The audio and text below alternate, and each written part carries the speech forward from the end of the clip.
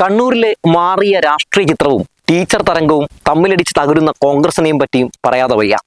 കണ്ണൂരിൽ CPM വലിയ രീതിയിലുള്ള പ്രതിസന്ധി നേരിട്ടപ്പോൾ സഖാക്കൾ എല്ലാവരും കൂടി ഒറ്റക്കെട്ടായി അതിനെ നേരിടുന്ന കാഴ്ചയാണ് നമ്മളിപ്പോൾ കണ്ടുകൊണ്ടിരിക്കുന്നത്. നമുക്കറിയാം, കണ്ണൂരിൽ സ്ഥാനാർത്ഥിയാകാൻ വേണ്ടി നടന്ന സുധാകരനെ ആരും മറന്നു കാണില്ല. സുധാകരന്റെ സ്ഥാനാർത്ഥിത്വം നിഷേധിക്കാൻ വേണ്ടി മുൻകൈയെടുത്തത് സുധാകരന്റെ അരുമശിഷ്യനായിട്ടുള്ള സണ്ണി ജോസഫ് ആയിരുന്നു.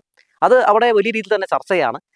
സ്വന്തം ശിഷ്യൻ തന്നെ ആശാന് പണി കൊടുത്തത് വലിയ രീതിയിൽ തന്നെ ചർച്ചയാകുമ്പോൾ സ്വാഭാവികമായും അവിടെ തമ്മിലടികൾ ഉണ്ടാകാനുള്ള സാധ്യത നമുക്ക് തള്ളിക്കളയാൻ കഴിയില്ല.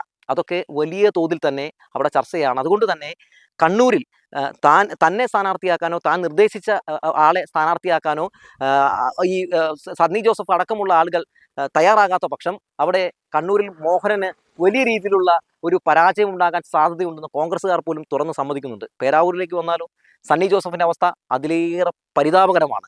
ഇത് ഞങ്ങളുടെ ഉറച്ച കോട്ടയാണ് എന്ന് സണ്ണി ജോസഫ് പറയുമ്പോഴും സ്വാഭാവികമായും അവിടെ സണ്ണി ജോസഫിന് അനുകൂലമായിട്ടുള്ള ഒരു തരംഗമല്ല നമുക്ക് കാണാൻ സാധിക്കുന്നത്.